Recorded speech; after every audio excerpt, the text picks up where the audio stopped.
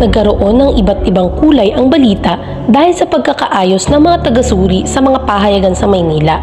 Ang mga balitang palihim na nagmula sa kumbento ang unang kumalat at ikinatakot ng marami. Ang balitang nagkaroon ng iba't ibang bersyon ay pinaniniwalaan ng mga tao ayon sa damdamin ng bawat isa. Higit na naligalig ang mga tauhan sa kumbento. Ang ilan ay nagpunta sa palasyo at naghahandog ng tulong sa pamahalaan na nasa panganib. Kapag ang namamahala ay mangmang, sabihin mo sa akin kung ano ang ayos ng ulo at sasabihin ko sa iyo kung ano ang ayos ng paa. Hindi ba ninyo napapansin ang pagtutulungan ng magkakaibigan? Ang pahayagan ay nagpapahiwatig na dapat bigyan ng mitra si Padre Salvi. Bakit hindi? Ang mitra ay ibinibigay kahit sa isang maliit na bagay lamang.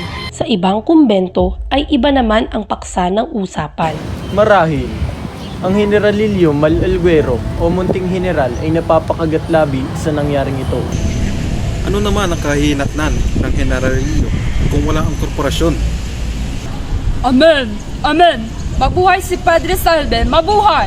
Sa isang maganda at maaliwalas na bulwagan ng isang bahay sa Tondo ay pinangangaralan ni Kapitana Tinchang si Kapitan Tinong. Ay, Birhen ng Del Carmen, iyan na nga ang sinasabi ko sa'yo.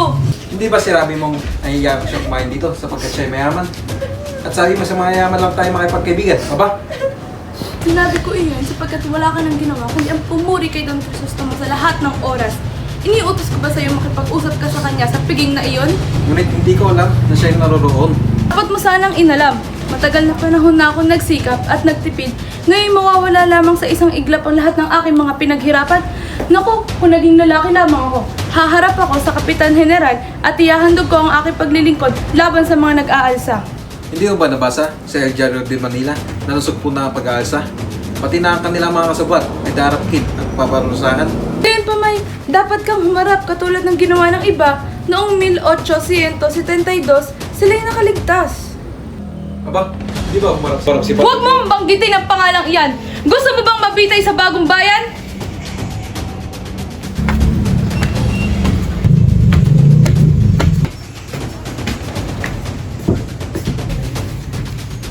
Ano ang nangyari, Kuware? Naku, ipinatawag kita upang hinga ng payo. Nag-aral ka ng Latin at marunong ka mga tuwiran. Pinakain niyo rito si Ginoong Ibarra at nagbigay galang na makita sa may tulay. Sa gitna ng maraming tao, sasabihin sila'y magkaibigan? Naku, hindi iyon mabuti, pinsan. Sapagkat hindi dapat siya nakikipagkilala sa taong iyon. Alam mo naman na ang mga mabubuti ay napaparusahan at iyon ay dahil sa masasama.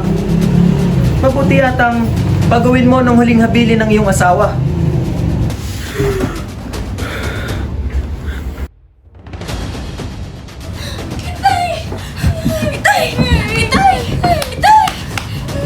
Tubig, huwag kayong manangis. Huwag kayong manangis. Ilipat natin siya sa kama. Tubig.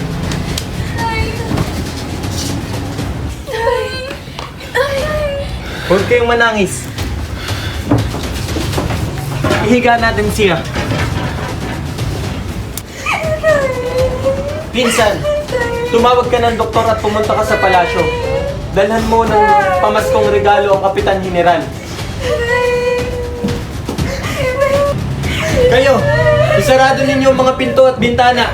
At kapag kami nagtanong, sabihin ninyo na may sakit ang aking pinsan.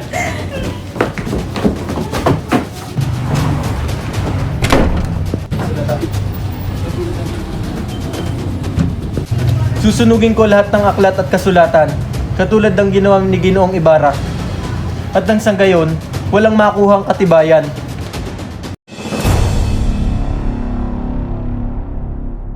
Dumating sina Doña Victorina at Don Tiburcio sa bahay ni Kapitan Tiago. Si Doña Victorina ang sumarili sa usapan at paulit-ulit na ipinahayag na iba na ang may kamag-anak na mahal na tao sapagkat nakapagpabalik-balik sa bahay ng Kapitan General. Pinsan, lubha ka namang malihim.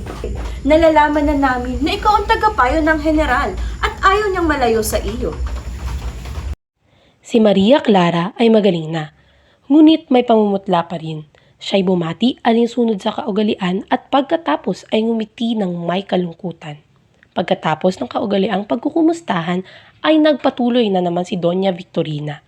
Ang tinutukoy na birhen ni Doña Victorina ay si Maria Clara. Sa pag-aakalang hindi niya dapat mapakinggan ang usapan, nagpaalam si Maria sa kanila. Bukas ay magpapapiesta tayo. Ihanda mo na si Maria Clara sapagkat siya ipakakasal na natin kay Linares. Makikita mo, mag-aakyat manaog tayo sa palasyo at kaiinggitan ng nakararami. Kinabukasan, ang bulwagan ng bahay ni Kapitan Tiago ay napuno ng mga panauhin. Ang paksa ng usapan ng kababaihan ay si Maria Clara. Maganda nga. Mukha namang tanga. Hindi sana ganyan ang piniling lalaki. Siya'y mayaman, chika. Kakisigan ang puhunan ng lalaki.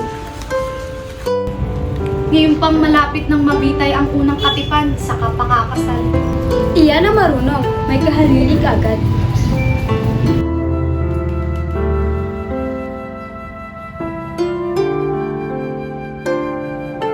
Ang kalalakihan na may nag-uusap ukol sa nakaraang pangyayari. Kung hindi niya pinagkatiwalaan ng mga taong sinulatan niya, at kung hindi nabigyan ng kahulugan ng ibang laman ng liham na iyon, ay natitiyak kung siya ay napawalang sala. Ayon sa mananangkol ni Ibarra, ang liham ay nauukol lamang sa ilang talatang may kalaguan na. Sinulat ng binata sa isang dalaga bago magtungo sa Europa. Nang mga sandaling iyon, isang bangka ang sumadsad sa ibaba ng bahay ni Kapitan Tiago. Ang isa sa dalawang lalaki ay pumanhik sa hagdang bato at tumundag sa pader hanggang sa makarating sa azotea. Isasta mo.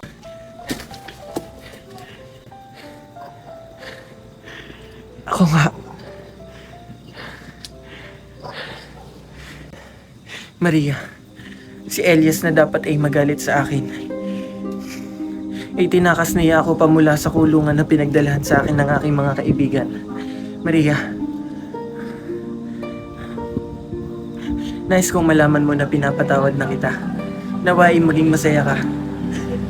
Paalam. Nalaman ko, isang gabing nahibang ako sa taas ng lagnat. Ang tunay kong ama ang siyang nagbawal sa aking ikaw ay ibigin. Maliban na lamang kung patatawarin ka niya sa kalapastangan ng iyong ginawa.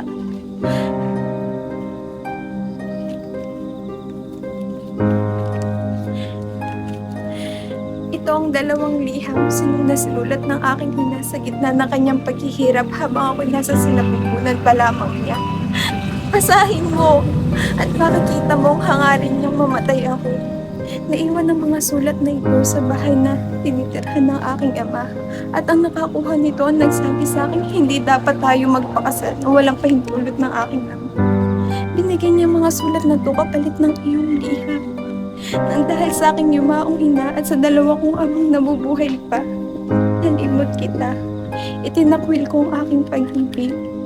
May hinuha ko pa kung saan nila gagamitin ng mga liham mo. Ngunit Maria, ikaw ay isang malinis na anghel. Ibarra, nais kong malaman mo minsan lamang ako ibig, hindi ako naging kanino man. Kung walang pag-ibig at ikaw, anong mangyayari sa atin? Ngunit Maria, ako'y isa lamang takas. At hindi magtatagal ay malalaman din nila ang aking pagtakas. Maria, paalam.